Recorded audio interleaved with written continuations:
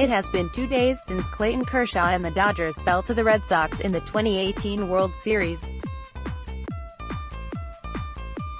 The Dodgers have now lost back-to-back World Series and Kershaw has allowed 16 runs in 26 2/3 career innings in the Fall Classic. Not great. Off-season deadlines come quickly, so although the World Series just ended, Kershaw has to make an important contract decision this week.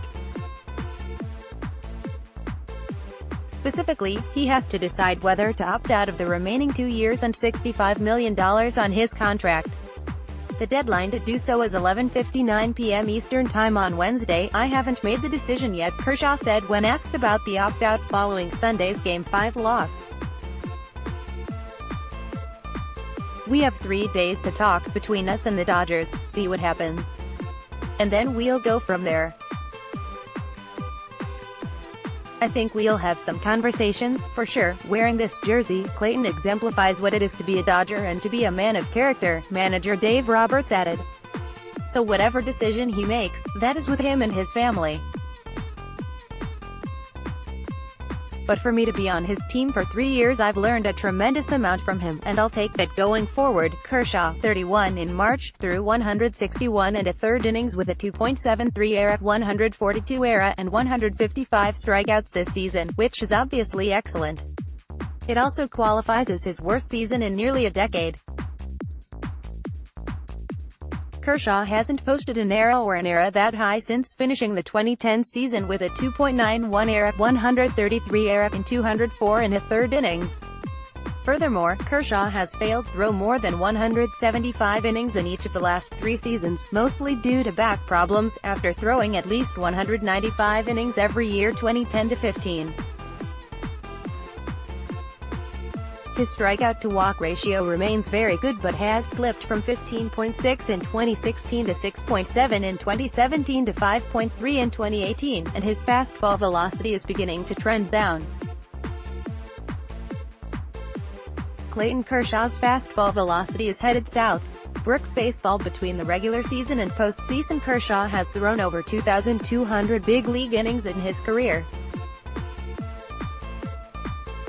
Among pitchers who started their careers this century, only CC Sabathia, Felix Hernandez and Mark Buehrle threw more innings before their age 31 season than Kershaw. Velocity loss and wear and tear is inevitable. It happens to every pitcher. For Kershaw, the question is not whether he can get a higher average annual value the next 2 years. The question is whether he can get a larger total guarantee than $65 million. Teams are smart, they know they're probably not getting peak Kershaw, but even this slightly diminished version of Kershaw is really good. Getting more guaranteed money seems possible. With the opt-out deadline looming, the CBS Sports scribes got together to talk out Kershaw's opt-out situation. Should he opt out? Will he opt out? And why? Here is everyone's response. Catherine Aquavella: "Yes, I think Kershaw is going to opt out. If what happened with Zack Greinke in 2015 is any sign, there's a good chance a team out there will pay Kershaw more than the $70 million that the Dodgers owe." Also worth noting that Greinke and Kershaw have the same agency, Excel Sports, and the same agent, Casey Close. Kershaw has dealt with injuries in each of his last 3 seasons, and his playoff struggles don't match up with his regular season totals, but there are plenty of teams out there that could sign him. He'd be an automatic upgrade for most teams. Our J. Anderson: "I believe Kershaw will and should opt out.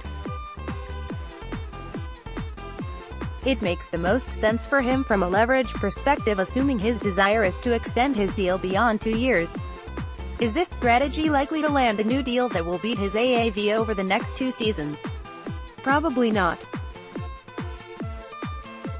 But I do think he could land a longer deal that guarantees him more money overall. I go back and forth on whether Kershaw returns.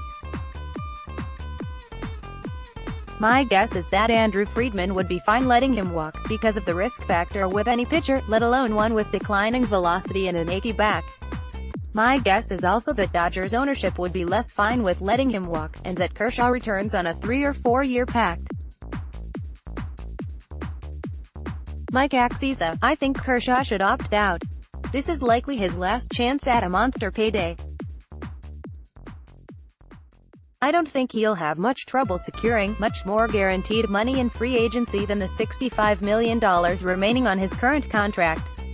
That said, my hunch is the two sides will work out an extension before the deadline, perhaps something like an additional 2 years and $70 million on top of his current deal, even at this point of his career, where we can start to see signs of decline. Kershaw is still plenty good enough to front the rotation of a contender, and he and his agent would be foolish not to leverage that opt-out into more money.